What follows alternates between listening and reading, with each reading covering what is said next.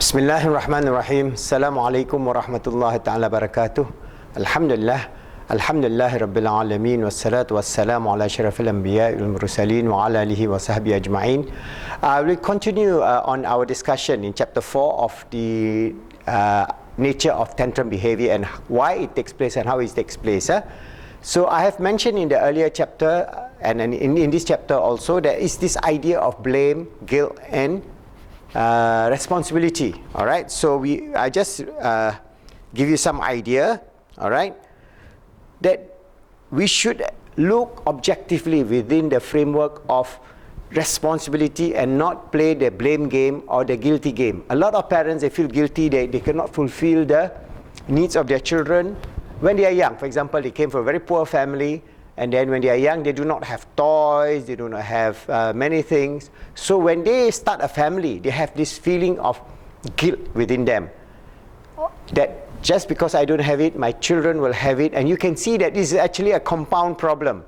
That the guilty feeling of the parents who are poor, who now become middle class, trying to give their children more than what they have when they were young, in a way, create this problem of tantrum behavior, because you are feeding, oh never mind, he's just a child, you know, and then what you do is that this tantrum behavior grow and grow and grow because of this whole shaping process, which inevitably, because they do not understand, they're ignorant of the laws of learning, they are ignorant of the whole concept of the process of shaping, they become very permissive parents. So permissivity is not equal to being loving. I remember a lot of parents say, oh, I'm loving to my child by being permissive. No, you are disadvantaging that child, because if that child cannot get out of the temper tantrum the whole life, they would not be able to function as a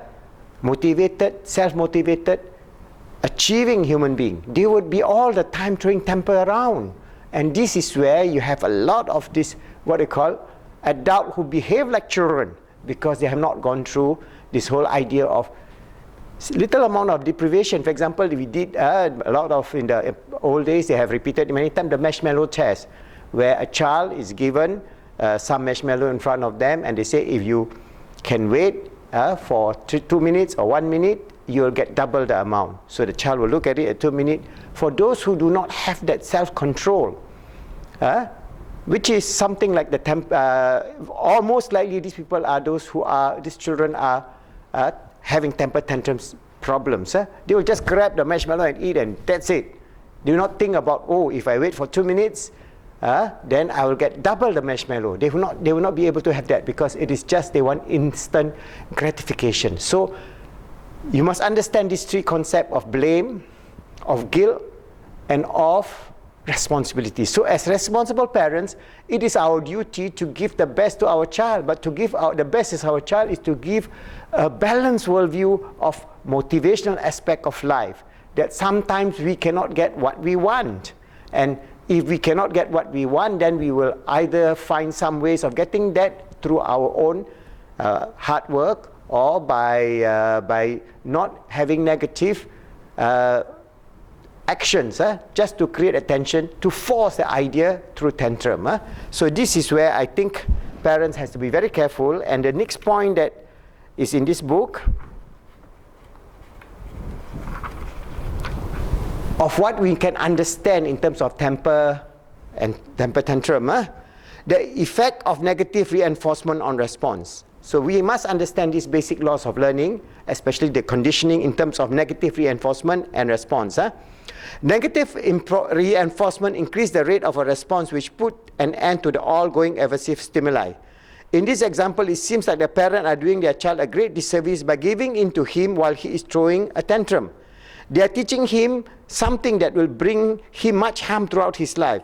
It is possible that the parents never began giving into tantrums, but the tantrums behavior developed through what we call the shaping process. So this is being shaped without subtly, gradually, without the parents really understanding the underlying principle of the laws of learning, gave in, and that result in a long-term problem of tantrum.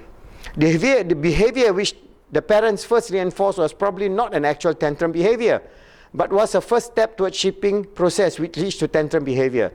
The first behavior may not have looked at all like a tantrum.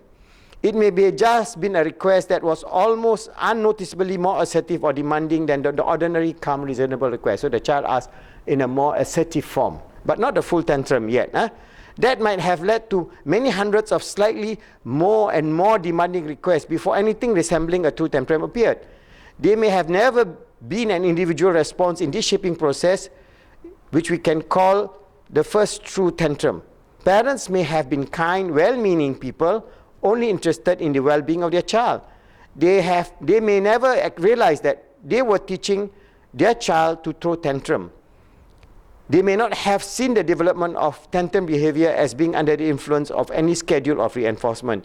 By the time the tantrum behavior was fully developed, its origin may have likely been completely a mystery to the parents. So they say, why my child is like that? Why he's throwing that? Why? So that why is because of their ignorance, out of their sense of, remember, guilt that they do not have something, they give it to their child more than what they give because they were young, or the blame. The husband blaming the wife, it is your fault, and the wife saying, it's your fault, you give in, and it's always the parents. And in a lot of temper tantrum, they will play on the two parent, the father or the mother. So they will wait, who will give in? So if the mother gives in, then the father says, see, you gave in. And at certain times, it's the father that gave in. So they will cause even conflict, marital conflict between husband and wife because of this severe tantrum behavior in which the child intelligently in a negative reinforcement responds to a way which is actually very subtle and very dangerous. So what is important is, once we know this whole concept of this response to negative reinforcement, we then apply a gentle approach. So that's why I say in our book here, Positive Islamic Psychology, a transcendent model to achieve peace, happiness and success in the 21st century, we have a practical application of shaping excellent character, and we have booklets from our Khalifa Educational Foundation that teaches the children this very basic idea, to know the difference of what we call love, to know the difference in what we call responsibility, and to know the difference of the concept of blame and guilt. Because we cannot operate on being guilty, we cannot operate on blaming either the husband or the wife or the child or the grandfather or the grandmother. A lot of times all this affects also the whole bigger family, especially in Asian family. Oh, it is the grandfather that spoiled this child. Sometimes it's true. The grandfather gave in to that child's demand all the time. So when the child goes back to their parent, he or she expects the same kind of treatment of which the grandparent has actually shaped. So the shaping process must be a continuous intergenerational approach. That means the grandfather must realize he cannot spoil the child to the extent of tantrum behavior. Likewise, the parent also must give notice, lovingly and kindly to the grandparent. Say, I know you love your grandchild, but do not go to the extent of they growing up without understanding the sense of responsibility. All right? So this is very important, because an insane society get more and more tantrum behavior, and insane society will create more and more young people without sense of responsibility, and an insane society will create more and more people who are violent. And this is happening in a lot of societies. Unfortunately, for example, if you look at the American society, the black society, the whole societal structure has been destroyed. Because why? Unfortunately, again, we are not pointing to any group of people, but this is the reality that we're facing in the black American society. More than 70 to 80% of the child were born by single parent. That means the mother. The father is nowhere to be. Where are this group of fathers, so-called fathers? They know how to father, they know how to have sex, they know how to have children, but they bear no responsibility whatsoever. So they have multiple partners with no sense of responsibility. So they are absentee in the life of the child. Why? Maybe they grew up also in an environment in which they were allowed to become violent through temper tantrum. So these are adult without no sense of responsibility, adult with no sense of guilt, adult with no sense of doing something good, even for their own child. So this is where the whole society is breaking down, the whole structure is breaking down, because then there's no father figure in that child's life. And once there is no father figure in that child's life, you also have other problems. The child would not know how to react in a situation. That's why you have a lot of bullying and violence at schools. So it is sometimes better not to send your children to school, because there are groups or gangs of young people who gang together to prey on young people, to take their pocket money, to taunt them, to bully them, whether physically or emotionally or mentally, and so on. So these are symptoms of society going insane. So we would like a Muslim society going in the same direction? Definitely not.